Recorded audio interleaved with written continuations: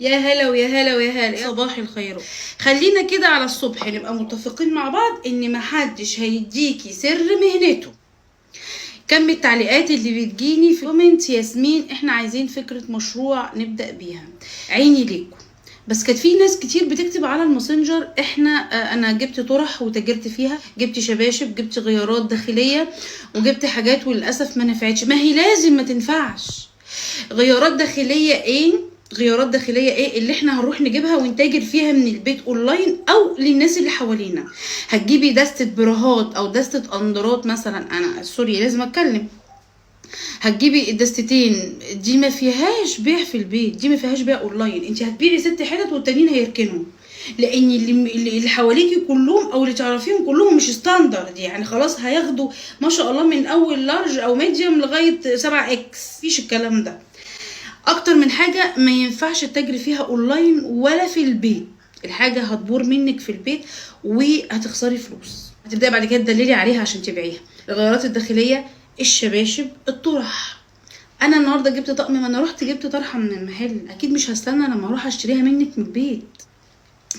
طب ايه يا ياسمين اكتر حاجه ممكن تنفع معانا في البيت؟ اللبس البيتي، وبالذات الكاشات القطن الصيفي، دي متناول الجميع، ما بين 250 280 وفي ب 200 وفي ب 150 حسب النوع والماركه اللي انت بتشتغلي فيهم، او على حسب الخامه اللي انت جايباها. اشتغل فيها ازاي؟ وانا قبل كده قلت الكلام دوت. نشتغل فيها من البيت الاول، نسوق للناس اللي حوالينا، اعمل جروب على الواتساب وادخل فيه كل الناس اللي حواليا، الجيران والناس واللي انا اعرفهم والمعارف، واعمل ديزاين حلو كده واسم لوجو حلو وصوره جميله احطها على الواتساب، واعمل رساله الكترونيه ترد على الناس تلقائي لو انا مثلا بعمل اكل الولاد او انا مش موجوده او كده.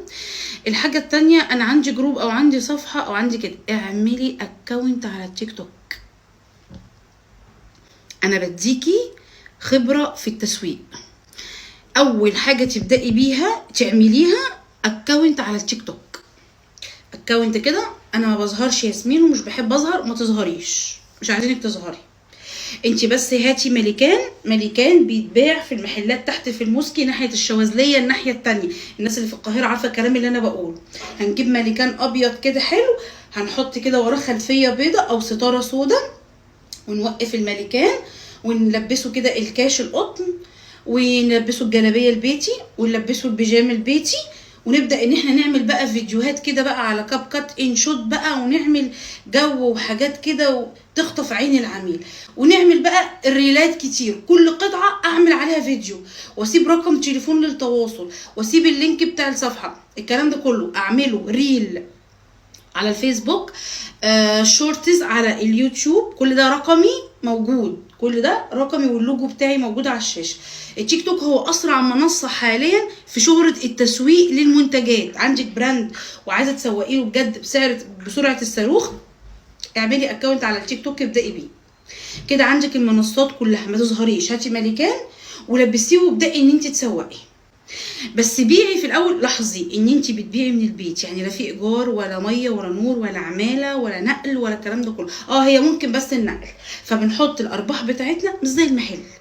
يعني لو المحل بيبيعه ب 350، انا جملته عليا الكاش المحترم، جملته من الشواذليه في عمارات الشواذليه اللي في العتبه الناحيه التانية او ممر الموسكي، تدخلي وبتسألي فين المحلات اللي بتبيع ملابس جملة حريمي قطن، اطلعي العماير دي هتلاقي مكاتب كتير جدا، هتاخدي من عندهم الكاشات والجلاليب والحاجات اللي هي الترندي الجديد. هتجيبي من كل حاجة نص دستة، دي كلها ممكن تخش معاكي في حسبة 10,000 جنيه، يعني جمعية ب1000 جنيه كل شهر ولا 500 جنيه كل شهر، هتمشيلك الدنيا وهتلاقي الموضوع بيوسع معاكي. اللبس الاونلاين بيكسب.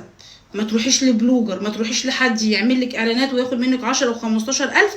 انا بقول لك سوقي نفسك عن طريق التيك توك. اول حاجه ابدأي بنفسك، هتعملي مشروع محترم والله العظيم وهتكسبي. نيجي للنقطه الاهم، الكاش المحترم اللي ملوش حل، اخره بيجي من المكتب 210 215. المحترم ده جمله، انا لو هجيب جمله، هجيب نص دسته، بس نص دسته هيزود لك فيها على الحته 10 15 جنيه، لكن لو هتاخدي دسته هينزل لك في السعر. طبعا الكميات مش زي التجزئه. اجيب بقى من كل نوع. طب انا المحل بيبيعه ب 350، انا جايباه ب 210، ابيعه 280، اخد في الحته 60 جنيه 50 جنيه في الاول. خلي العميل يجرب الخامه، افتح سوق. كفايه ان انا يبقى عندي عملاء بتشوفني اول 3 4 شهور، انا كده كده قاعده من البيت، يعني لا بروح ولا باجي ولا بعمل.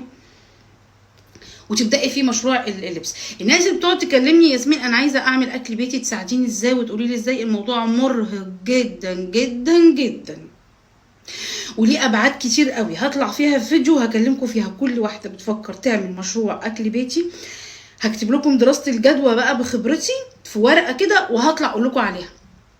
لكن ملابس داخليه، شباشب، طرح كل الحاجات ديت كل الحاجات دي كلها ممنوع، مش هتتسوق معاكي خالص. وحتى لو بعتيها من الناس اللي حواليكي مش هتتباع، هتبور وتتركن على جنب.